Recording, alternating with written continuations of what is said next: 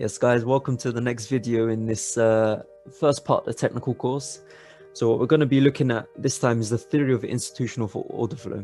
So moving on from last time, we discussed market structure, we discussed premium and discount areas, but what do you actually do when you get to them premium and discount areas? Now, before we even get into the types of order blocks that we're looking at, is we need to understand how the institutions work. So one key thing that you must know is the retail traders, we're not the ones that move the currency pairs. We're not the ones that move the markets. It's the banks and the institutions. So you need to understand how they trade and what traces they leave behind. So what do I mean by the traces? It's this thing called order blocks where they set a certain amount of orders that they need to come and mitigate. I'm going to draw this. I want to teach this as simply as I can. So let's just do it through market structure. We're in a downtrend. We know we're in a downtrend because we're seeing a high, then a low, and a high, then another low that breaks below that.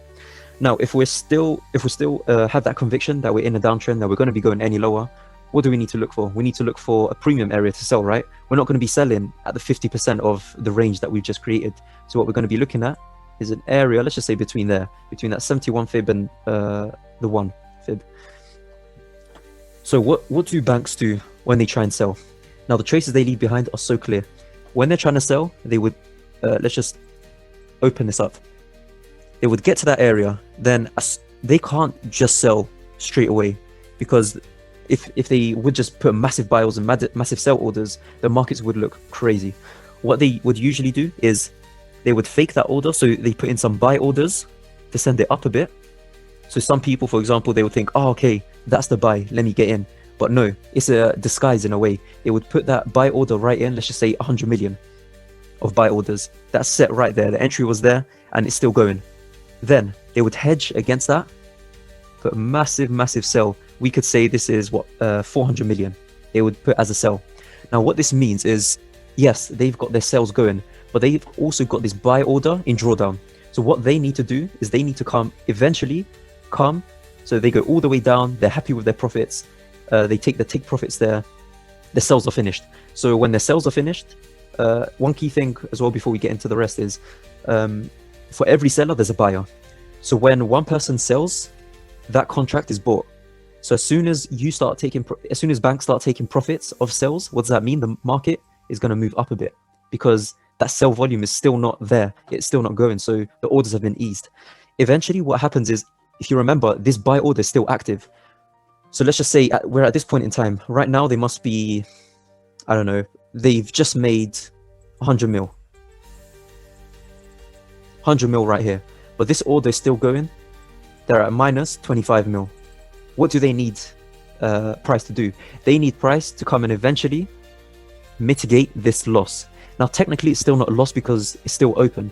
But what they try to do, if you remember, the entries right here, they want price to come right back to this area, and then as soon as they get there, close that trade at maybe a small loss of 2 mil. Or at break even, for example, if it mitigates perfectly, or even deeper in it, so they can be cheeky and take some profits as well. But this is what institutional order flow is. You need to understand how markets move, why they move, and what they leave behind. And that is what we call order blocks.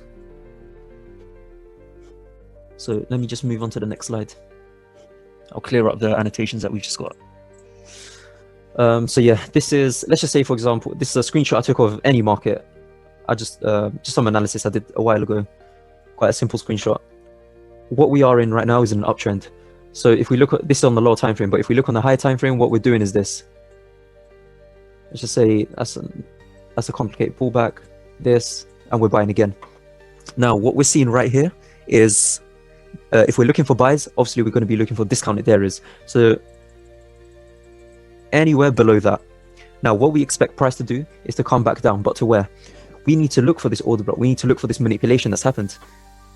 It doesn't even matter about the color of the candles. I mean, this could be black, red, blue, however you like. I keep it black and gray just to keep it quite simple. But this is the order block that we've just identified. You would usually look at the body of that. Obviously, you've got wicks as well. And this is something that I'm going to teach further, later on in the course. Sometimes the wicks are very sensitive. Sometimes the body is sensitive. But yeah, this is that main move that we were talking about. The banks, they put that sell order right in there. And then, so that sell order was put in right there at £100 million order, whatever. Then they put 1 billion the other way. Price moves crazy the other way. Eventually, they take profits here. Then when they get back down, this is where price needs to be mitigated at least. Now it depends. Price could be mitigated at this order. This is a valid order block as well. This is a bit too high because of course we're still looking for discounted areas. But this is one thing you need to understand. There are different types of order blocks, and understanding which ones need to be mitigated first, that will help your, you're going to understand that later on. But this is the theory of institutional order flow. What we expect is price to go back down there. It creates an order block, moves back up, boom, takes that high. Eventually, it might not come back straight to that order block, but it'll be a different type of order block. Then again, back up, then again. This is as long as you've got an uptrend and a downtrend movement that's very clear. This is what you're going to be getting. In consolidations, I'm going to teach what happens, but that's slightly different. Still work with order blocks, but taking profits is different. How long your trade can last is very different as well. But yeah, this is the theory of order blocks. Search it up on the internet. I'm pretty sure there's many YouTube videos about it. Understand how the banks work. But yeah, you guys take care, and I'll see you in the next video.